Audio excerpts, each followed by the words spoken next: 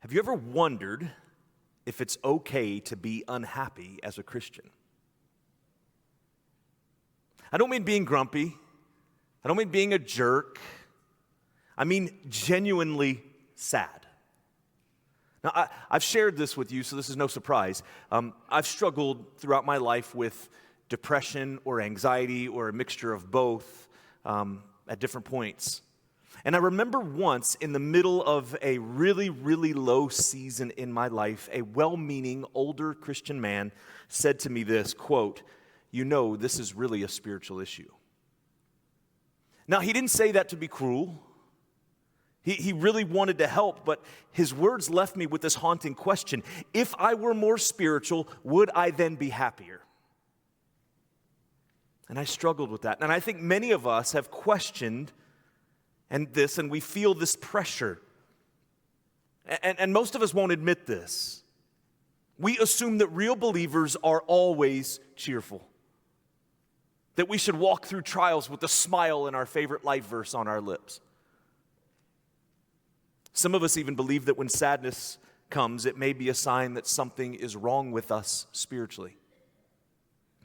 And yet I also think that deep down, most of us know that life doesn't work like that. Sometimes joy feels too far out of reach. Sometimes worship feels forced. And sometimes the pain is so heavy that prayer is difficult as well. Now, when I was younger, I listened to a lot of music that most of you would probably describe as sad, melancholy, if you want to be artsy. It was moody, emotional. And if I'm being honest, I still listen to most of this stuff. And people would ask me, why do you listen to music that sounds so depressing? But here's the thing. It wasn't about making myself feel worse. It was a voice that gave words to what I was feeling inside. It didn't pretend that the darkness wasn't real. It didn't place a smile over suffering. And that felt more truthful than a song that I didn't believe. And see, this is why the Psalms have become so special to me. Because they give us permission to do and to think and to feel what we often don't give to ourselves.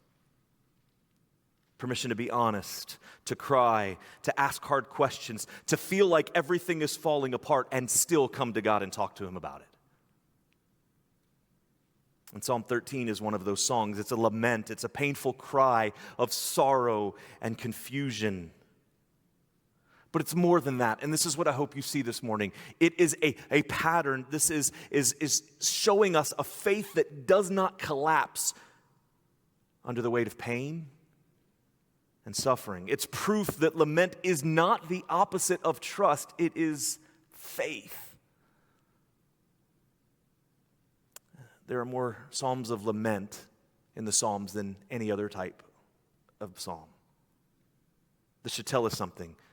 And this may sound striking to you as a preacher, but someone saying this, faith isn't always happy. Sometimes faith sounds like, "How long, O Lord?" Sometimes it sounds like silence, but it's still faith. So today I want to invite you to do something really every week, but specifically here that may sound a little strange. I don't want you to analyze this as a textbook. I want you to enter into Psalm 13 as a story that you are part of. Put yourself in David's shoes. Hear his voice. Let your emotions connect with his. Maybe Psalm 13 is something that you need to hear this morning. Maybe the sadness and the difficulties are just floating and they're controlling your life, and let this be permission for you to deal with it. To say to God, "How long, O Lord?" Because sadness, real, honest sadness, is not a threat to your faith. And in fact, it may be the soil where your faith grows. So this morning, let's read Psalm 13, but just not read it. Let's feel it. Let it give you permission to stop pretending if you're doing that. Let it show you what your faith looks like in the dark. David writes this, "How long, O Lord, will you forget me forever? How long will you hide your face from me? How long must I take counsel in my soul and have sorrow in my heart all the day? How long shall my enemy be exalted over me? Consider and answer me, O Lord my God. Light up my eyes, lest I sleep the sleep of death. Lest my enemies say I have prevailed over him. Lest my foes rejoice because I am shaken. But I have trusted in your steadfast love. My heart shall rejoice in your salvation. I will sing to the Lord because he has dealt bountifully with me. Put yourself in David's position here. He has a special place, one of the most known positions in the history of God working through his people. And yet, he still feels abandoned. He feels that God has even forgotten him. Do you see that David's even accusing God here? He's frustrated. He's angry. And we think, well, this isn't how a godly person should think, is it?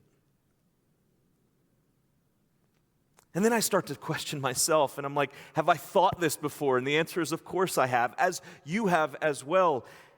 And so then I start thinking, am I just a good actor who can question God in here, but never out?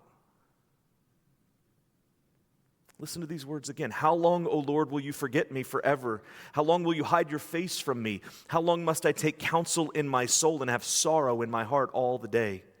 How long shall my enemy be exalted over me? We shouldn't feel surprised that David feels this way because we've all felt this way. It's more that we're surprised that David would actually say it, that he would put pen to paper and write it. If you have children, you've said this. I can almost guarantee it's okay to think that, but don't say it. I've said that to my kids more times than I can remember. There's some things that should stay here, that should not come out. It feels sinful, though. It feels disrespectful to God, maybe even sacrilegious. We can't question God, can we? God's omnipotent and omnipresent, and He knows everything. He knows your heart. He knows your thoughts. So this is not surprising. In fact, trying to hide your thoughts from God is like Adam and Eve trying to hide their nakedness from God, right? It makes absolutely no sense. And here, David cries out in raw honesty. He feels forgotten and abandoned because God hasn't answered his prayers. And it seems like things have gone from bad to worse. One of the things that I've experienced over the last maybe decade-ish about the Bible that I've appreciated so much is that suffering is not ignored. The Bible doesn't minimize suffering either. The doubts of God's people when they suffer aren't hidden by some facade of spirituality. And in fact, they're embraced as part of spiritual growth. And this tells me that we can and we should bring our laments to God. Tell God what you're feeling, even if you have doubts. This is what David is saying. He's saying, God, I don't even know where you are right now. My enemies encircle me. All of these bad things are happening to me, and I feel alone. God already knew this. He already knew that David was struggling. Lament gives us and gives David, but gives us an opportunity to be transparent with the God who already knows. Tell him when you're finding that it's hard to believe. Tell him when you're struggling with trusting in his goodness. Tell God what you're feeling. And so following David's line of thought in this psalm, verses 3 and 4 tell us to ask God. So we tell God and then we ask God. David moves from telling God how he feels to almost accusing him. He says this, consider and answer me, O Lord my God. Light up my eyes, lest I sleep the sleep of death, lest my enemies say I have prevailed over him. Lest my foes rejoice because I am shaken. In this, David gives 3 requests. First, he asks God to listen to him. Then he asks God to restore him, to bring back the light of his eyes. It's kind of like praying, give me that sparkle back. And then finally, David asks God to bless him with victory. Now here, understand this. David never walks away. All of these horrible things happen, all of these bad things happen, and his life is flipped upside down, and he questions God's goodness, right? He does. He says, God, where are you? You're silent. I don't understand this. But he never walks away. See, there's a difference between working through difficulties in your faith and deconstructing it. Those are two very different things. One pushes us into a more authentic faith, while the other pushes you away from faith altogether. David doesn't walk away. He seeks after God. I'll be honest, I don't pray like this when life is easy.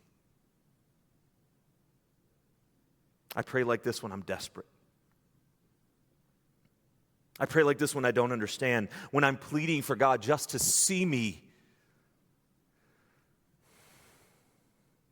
David isn't walking away from God. He's grabbing onto him with both hands because that's all that he has left. I'm reminded of someone you probably know, Corrie ten Boom.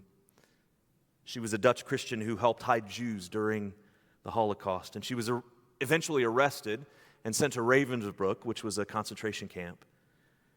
The conditions were horrible, filthy, starving. Death was always around the corner. Her sister actually died there. And Corrie would watch this cruelty unfold daily, things that would make almost any of us question whether God was still good or if he was even there at all. And yet Corrie kept praying. She kept reading scripture in secret. She and her sister, while she was alive, held worship services in their barracks, whispering songs to one another. They memorized verses. Why? Why would they still worship? Because even when she couldn't see or feel God's presence, she clung to the truth that he had carried her in. She would later say, quote, "There is no pit so deep that God's love is not yet deeper still." This is what lament looks like. Lament, a lamentable faith, a faith that is lamenting openly, is not pretty. It's not polished. It's not a fake smile on Sunday morning. I think over years we get good at that. I think all of us can. Lament is holding on to God in the middle of the pit, not because anything makes sense, but because you believe he's the only one who can hear you while you're down there. That's what David's doing here. It's what faith does when the light goes out, and it doesn't walk away, it cries out. David is saying, "Look at me, answer me, God, light up my eyes." That's worship. That's faith. That prayer, even when it's full of sorrow, is a refusal to let go. Look at verse 3 again. He says, "O Lord my God." That's not a statement from someone who is abandoning his faith. He doesn't want a new faith. He wants the joy and the passion that he once had when he first met the Lord. This is important because so many people have turned away from their faith because it didn't seem to give them what they wanted. They viewed Christianity as irrelevant and the church as harmful. So instead of having an attitude like David here, they just got rid of all of it. See, for most of us, lament feels like we're getting close to that. We're worried. If we're honest, if we're transparent, if we're open with God about how we feel like, man, maybe my faith is cracking and it's going to crumble one day. And so we just kind of ignore it and hope it goes away. So we run. And all we're left with are Christian tropes and a mask. So what happens when we embrace lament? What happens when we don't run away from our true feelings? It's not faithlessness at all. It's fighting for faith in the dark. It's the time that our true faith actually comes alive and comes out. And so what is the purpose of this suffering then, and these doubts and all of these things that creep in? It's to drive us closer to the throne of grace that Jesus gives us access to.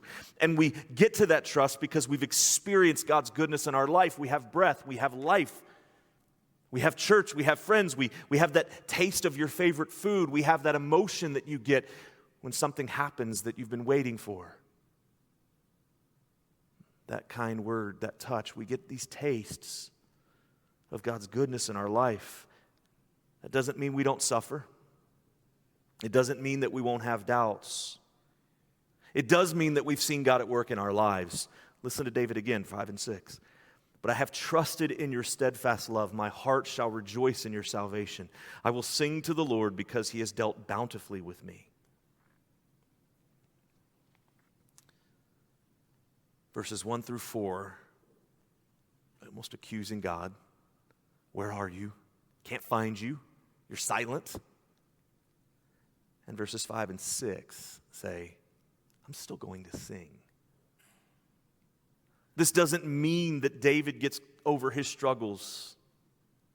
This is kind of that difficulty that we don't know how long it took David to get from verse 4 to verse 5. And maybe you've dealt with mental health or a traumatic experience, and well-meaning people try to get you to move on quickly.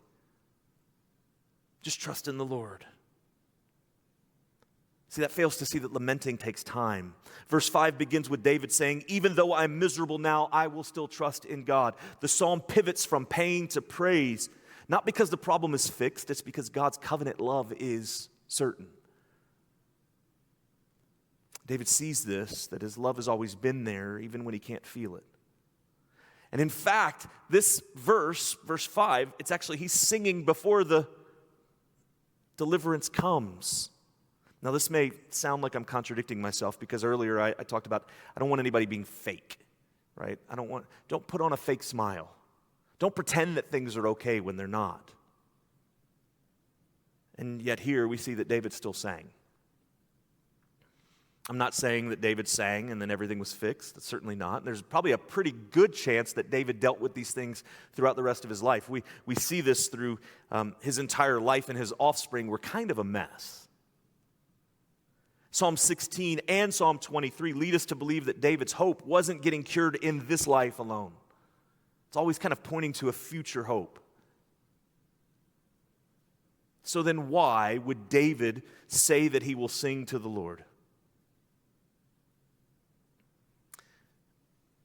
Think just for a moment about those moments or those times in your life where you did not want to come to church. The suffering or the pain or the hurt was too great. You just didn't want to be here. You didn't want to see anyone. You didn't want to talk to anybody. Definitely didn't want to come here and sing. Maybe you were even at points questioning its validity, the words that were being proclaimed through preaching or through song, and you're wondering if it's even true. I doubt that you're singing with joy. But David still says, I'll do it anyway. What do you do when you're stuck in Psalm 13, 1 through 4? There's no magic formula, and there's no guarantee you'll ever get out. And I think, in a way, David was stuck in this spot for his entire life. Every triumph followed by a tragedy. So how then can we say, let's sing? Listen to what Charles Spurgeon says. He says, sing, believer, for it will cheer thine own heart and the hearts of other desolate ones. Sing on, for now that thou art really ashamed of being barren, thou wilt be fruitful soon. Now that God makes thee loath to be without fruit, he will soon cover thee with the clusters. The experiences of our barrenness is painful, but the Lord's visitations are delightful. A sense of our own poverty drives us to Christ, and this is where we need to be, for in him is our fruit. In him, our fruit is found. And if you know anything about Spurgeon, he was physically in pain his entire life, suffering constantly. And as I read that quote this week, I thought through, almost every time I talk about suffering and questioning, I think about the hymn, It Is Well With My Soul. Horatio Spafford, every preacher uses this over and over, and I'm going to do it again. You may know the story of this song, but there were multiple events in Spafford's life that caused him to write this. The first bad thing that happened was financial ruin in the Great Chicago Fire in 1871. 2 years later, an economic downturn brought even more damage to his financial situation. And in 1873, he was going to travel to England to be with D.L. Moody for an evangelistic rally, and some business stuff tied him to stay him back at home, and so he sent his wife and his 4 daughters on a ship before him, and he would meet them later. While crossing the Atlantic Ocean, the ship that carried his wife and daughters sank rapidly after colliding with another ship, and it killed 226 people, including all 4 of his daughters. His wife survived and sent Spafford a now famous telegram that just started with "Saved alone." Shortly afterwards, he did travel to England to meet his grieving wife, and as the ship passed by the spot where his daughters died, he wrote this: "When peace like a river attendeth my way, when sorrows like sea billows roll, whatever my lot, thou hast taught me to say, it is well with my soul." I think David could have written this. Where is David's joy rooted? Why did David choose to sing even when it was the last thing that he wanted to do? Because it led him to the feet of God. Jesus was still hundreds of years away, but David knew that he could not fix this on his own. He needed joy that wasn't rooted in his circumstances because he saw where that brought him. See, joy is not found in changed circumstances, but in the unchanging Christ. The cross is the ultimate proof of God's steadfast love. Christ was forsaken so we can sing even in the midst of the storm. And here's the benefits of the gospel that extend beyond that, right? We are saved and we're forgiven. We're made new. We've been given the righteousness of Jesus when we trust in Him. But the benefits of the gospel don't stop there. They keep going. They meet you in the dark. They hold you up when your knees buckle. The gospel gives you more than a clean slate. It gives you a living Savior who walks with you, who knows what it is to suffer. He knows what it feels like to go through pain and loss. And He promises that you'll never walk alone. The cross is proof that God has not abandoned you, even when God is silent to you. And the resurrection is proof that the silence won't last forever. See, Psalm 13 teaches us that lament is not the opposite of faith. It's an act of faith. Lament says, I'm still talking to God. I'm still here. I haven't let go and I haven't left. This is because the gospel has changed us. So when we suffer, when God feels distant, when we're stuck in verses 1 through 4 and verse 5 feels like it's a million miles away, we don't need to fake it. We don't need to pretend that everything is okay. But we must keep going back to the well that gives us life. We lament to God, not away from Him. We bring Him our unanswered prayers because we believe, even when it hurts, that He is good and that His love is steadfast. See, Psalm 13 gives us permission to grieve. It gives us a space to question, but it also gives us a hope to cling to. The how long of verse 1 is not the final word, because the final word comes from Jesus when He says it is finished, and one day the next statement that we'll get is there will be no more tears. This is the final word. So what do we do in this meantime? What do we do between now and then? Well, we sing through the tears. We trust even when we don't understand. We lean into lament because we find that God meets us not with condemnation, but with compassion. And ultimately, the sadness should push us to Jesus, to the one who wept at the tomb of Lazarus, to the one who screamed on the cross, my God, why have you forsaken me? To the one who rose so that one day we would never have to cry, how long again? And so until that day, we cling to hope, because 1 Thessalonians 4 tells us that as long as Christ is alive, we have hope. We walk together in love because Romans 12 tells us to weep with those who weep. We hold each other up. We sing songs that are honest and that remind one another that silence is not absence and that pain is not the end of the story. Painting this picture, we've all seen storm clouds. You know, the ones that come in the middle of the day and it's sunny and then all of a sudden it is dark. Those clouds can can darken the sky, but the clouds are temporary. The clouds aren't there permanently. And what's behind the cloud? The sun. Still there. The sun had always been there. And this passage tells us that even in the darkness, God is there. Even in the silence, He is listening. And even when you can't sing a song of joy, sing anyway. Let lament be your act of worship. Let your tears be your testimony that you believe that God is still worthy. Would you pray with me?